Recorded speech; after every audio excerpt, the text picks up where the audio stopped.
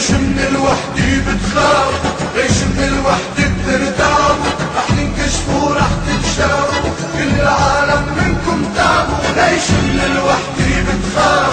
ليش من الوحدة بترتاب؟ رح تنكشفوا رح تنشافوا، كل العالم منكم تابوا. يا صناع الفتن خلوا عن هالوطن، خلوا عنا بدنا نعيش بكفينا محن.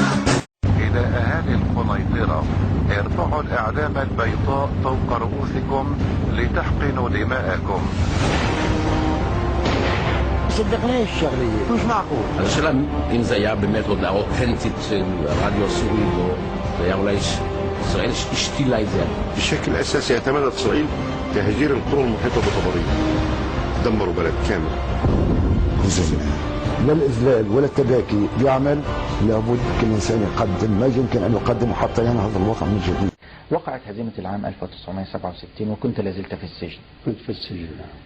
هل توقعتم الهزيمة؟ يا سيدي نحن ب 31 أيار رفعنا مذكرة من السجن عسكريين ومدنيين بأنه نحن نطلب الإفراج عنا للمشاركة فقط في صد العدوان، ونأمل أن تنتصروا في هذه المعركة، وفي حينها رجعونا نحن للسجون والمعتقلات. ردوا إجا واحد قال بيقولوا لكم أنه نحن منتصرين فيكم وبلاكم، يعني ان طلعتوا وبقيتوا جوا نحن منتصرين. هذا البلاغ. لكن مع الأسف الشديد تبين أنه ما بيعرفوا وين موجودة غرفة العمليات. تحليلك إيه لهزيمة 67 ومن المسؤول عنها، لا سيما وأن هضبة الجولان كما يقال من أصعب المواقع الاستراتيجية العسكرية في العالم التي يمكن أن تسقط في أي معركة؟ نعم يا سيدي، بالنسبة لسوريا تبين أنه التسريحات كبيرة جدا اللي انتم واللي شملت واللي بدأنا فيها نحن، واللي شملت ألوف من الضباط واستبدلوا بآخرين ما لهم علاقة بالجيش، يعني ضباط احتياط أو معلمين مدارس أو من أبناء الطائفة اللي معهم شهادة كفاءة أو ثانوية أو كذا، فجابوهم للجيش وحكموهم في رقاب العسكريين المحترفين. وبالتالي الضابط المحترف غير البعثي غير المسيس بقي بالجيش، لكن بأمرة من هو أقل منه رتبة، وبالتالي ما بيقدر هو يتخذ قرار. اللي بيتخذ القرار هو ممثل القيادة الطائفية. فلذلك وقت اللي نشبت الحرب، أولا القيادة ما بدها تشارك، بدها ينضرب عبد الناصر، يعني بالنشرة اللي أشرت إليها.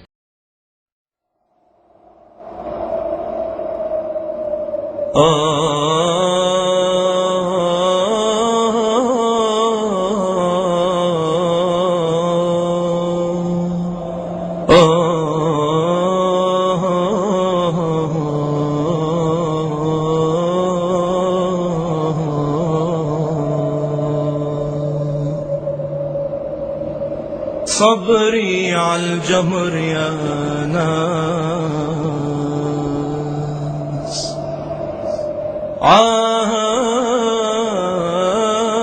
عايش بالصبر عمري. اتخذ الرئيس السوري حافظ الأسد قرارا بالتدخل العسكري في لبنان. كان طلب من سوريا آنذاك أن تدخل إلى لبنان من أجل حماية لبنان، هكذا كانت نظرية، لكن كان الموضوع لجم التوسع الفلسطيني واليسار اللبناني. Aus Syrien, seit 40 Jahren in der Hand der Familie Assad, kommen 1,9 Milliarden Franken. Diese Zahlen zeigen nur einen Teil der Despotengelder, die von Schweizer Banken verwaltet werden. Denn Geld, das Diktatoren in Form von Aktien und Obligationen in Depots von Schweizer Banken zu liegen haben, erscheint nicht in der Länderstatistik der Schweizerischen Nationalbank. وآن للشعب أن يعي، وآن للشعب أن يستيقظ، وآن للشعب أن ينصح.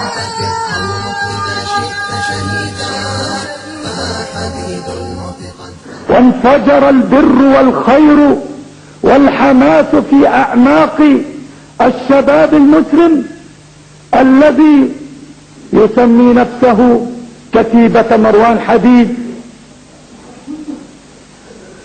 ونظر رفعت الأسد حافظ الأسد: ماذا نصنع بهذا البلد الذي أقض مضجعنا وأرق أجفاننا؟ قال رفعت: لا بد أن يذكر التاريخ يوما أن هنالك بلدا كانت في شمال سوريا اسمها حماة سنزيلها من الوجود، سنزيل معالمها نحيلها إلى أطلال بعد معالم. وجاء اليوم الموعود، وفي ذكراها كان الأمس، في 2 من فبراير كان الأمس، 2 من فبراير هو ذكرى إبادة حماة. في 23 من شهر فبراير انتهت مقاومة المجاهدين ودخل النصيريون البلد واستباحوها. لقد جهنم للأصنام والحطم. الله أكبر حق دولة الصنم. لقد جهنم للأصنام والحطم.